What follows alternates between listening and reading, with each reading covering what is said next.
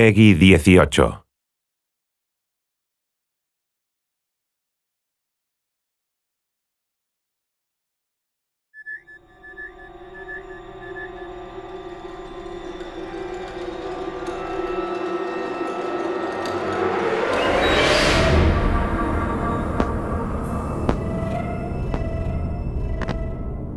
Essentially, tension comes from unanswered questions. Tension comes from anticipation. When you're kind of dealing with suspense and horror, you really have to get to know characters and really have time with them to really understand and feel the loss of when they are taken by the aliens. And that really lets us have a lot of different experiences and understanding of how scary these aliens are.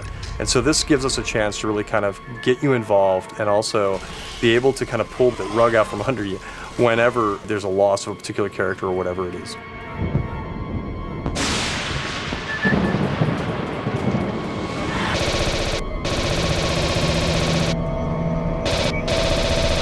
When you can survive an encounter, beat them, man, that's when you feel like a badass.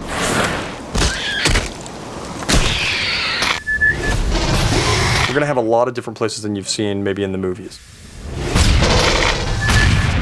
So we're gonna be able to see places that you are familiar with, like Hadley's Hope. It's after the atmospheric processor has blown up, so it's been very torn up. Yeah, Winter, you are a badass, man!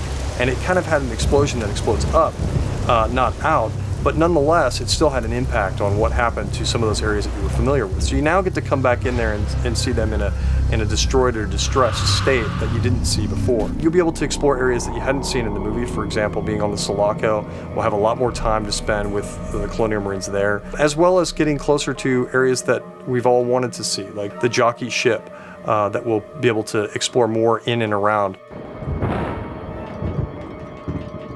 You want to have the lighting, the feel, the surfaces, the characters, the equipment, just everything that you would have seen in the movie. You want to have that be as accurate as possible. You know, Sid Mead did the original designs for the Sulaco, and he's helped us realize how the rest of that ship looks. Great. Now my friggin' tracker's broken. Just watch the red dots. That's what I'm telling you. Motion tracking, you know, that ping, and then when you hear the blip, when the aliens are actually in the vicinity.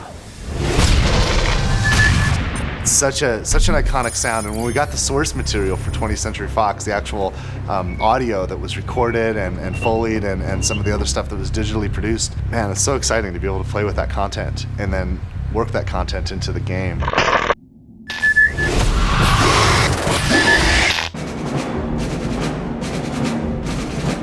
I think that Aliens fans, people who really love this franchise, are going to be really happy with the way in which we brought this forward. It's got a very strong story, it's got great action, it's got an interesting enemy. Fans should be expecting to be scared.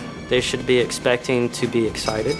They should expect a lot of action, just like the films. They should expect an experience that is an interactive version of all the Aliens films that they've loved so much and finally realized in full 3D. You know, I've made a lot of video games, I've made a lot of action games, I've made a lot of games that involve shooting and games that involve soldiers, and I mean, and games that, you know, where we're saving the world from aliens too, frankly, and I gotta be honest, I've been stealing from aliens my entire career. You know, there's always lines from the movie or situations or events where we just borrow, and it's influenced all of us. It's influenced an entire generation.